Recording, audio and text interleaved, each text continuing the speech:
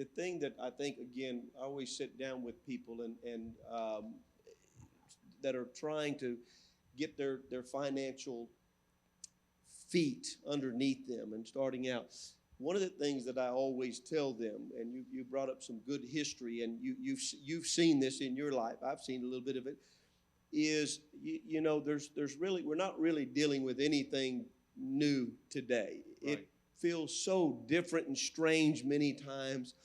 And this is it, boy. This one's worse than the last one, and you see. But when you go through a few cycles, you realize you've got to control the things you can and leave the things you can't alone. And when you're talking about, investing and you're talking about understanding some of these things, the part that you can control is you consistently invest, and you can't let fear seize you and stop you, and that fear then keeps you.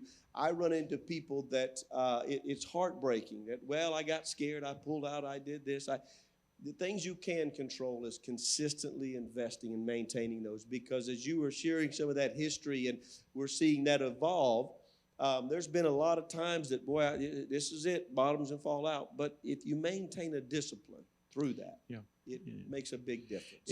And that's a principle. That's Yeah. the point. You live with the principles. That's why we speak from a biblical perspective.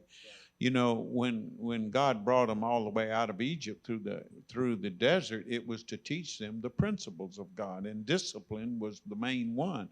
He says, these are the laws. Now, if you do the laws, you'll be blessed. If you break the laws, you'll be cursed. And that was the only way they had of learning how to be independent and free, because they hadn't been free for 300 plus years. So that's the same point.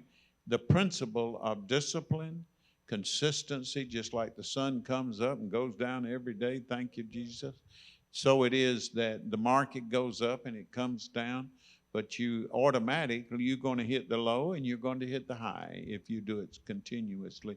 And that's a hard one, and it's hard for all of us.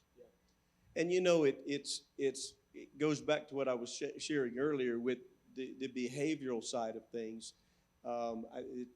Part of the reason that I enjoy that is because those principles are timeless. Yes. Many of them are found in the Bible, and the wisdom that the Bible shares with us. If we apply those, it does make a difference. And one of them that I share a lot of times with people is loss aversion. That's a bias. It's a psychological Yes. term. Loss aversion, as you've heard me say probably, that it's literally when someone is more concerned about avoiding loss than they are acquiring gain. And many times people hear that the first time, well, I don't want to lose. Well, nobody wants to lose. It's not that I lost today. I was really down. I'm excited. It's that you have an understanding that your bias is, I don't like loss. We all have that, but you can't let that be your overall mentality, because then you start avoiding loss, and the fear of that makes you stop doing sensible things to get gains. And so to avoid loss, we bring it over, we put it all in cash. Well, that's not a good way to do it. You've got to stay invested and stay those things. So it's amazing how they parallel.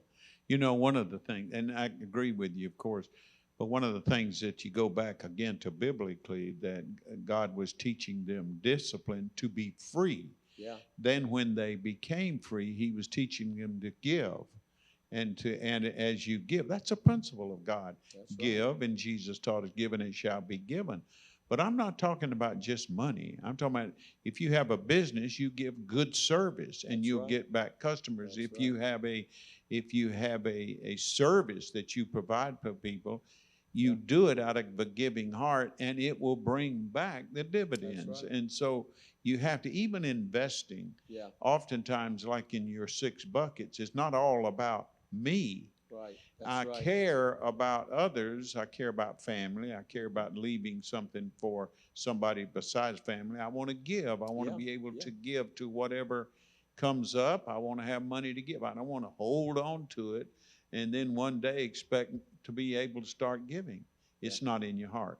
So I'm just saying those principles, as we talk about, they always work. Yeah. And those are two of them, is the discipline and the giving, and there are many of them. Work is a principle in itself, that's as right. I've said.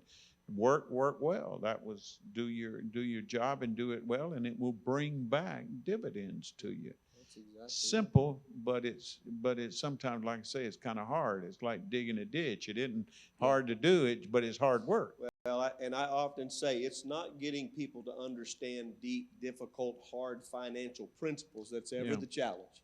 It's really pretty simple. It's getting them to do, and me and ourselves to do the simple things that we know and maintaining them. And that's really what it is. And, you know, I look back dealing with all the different clients, the ones that were successful, there's always some attributes that are present. And Yeah. one of them is they maintained the discipline. When everybody else was running off here or chasing this or, you know, pulling back and afraid, they just stayed the course. And that really is, I don't think I could give a greater principle to the next generation to say, if you can start now and maintain that discipline of investing and these 6 buckets that we talked about, and you start looking at them, learn how to minimize taxes where you can, pay attention to that. It's process and it's learning, and as you do that, your cash flow, how do you spend money, be aware of that.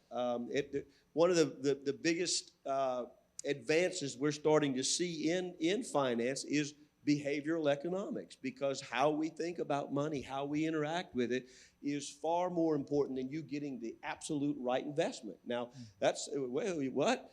It really is. It's a matter of how you interact, doing the right things, and instead of finding that one hot dot that we're chasing, by learning how we interact with money, maintaining those disciplines is really how you build your wealth over the long haul of your life. I hope you enjoyed the broadcast today. I hope there are some things that can really help you to get investing or keep investing.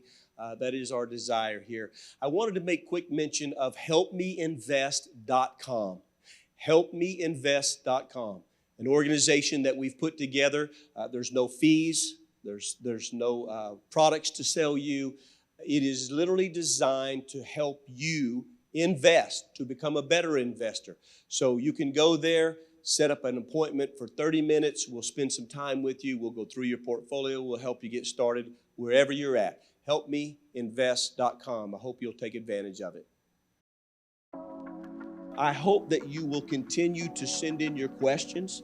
They mean a lot to us because we can talk about a lot of things, but what we really want to do is find out what's important to you, the level of understanding, the questions that you have, so hopefully that we can add value to your investment knowledge and that you can increase and grow in that, and stay curious and read as much as you can, get as much information. But when you have a question, please feel free to just send that in to us. Send those questions in because we really do enjoy them, and answering them helps us to make sure that we're being relevant and pertinent to you.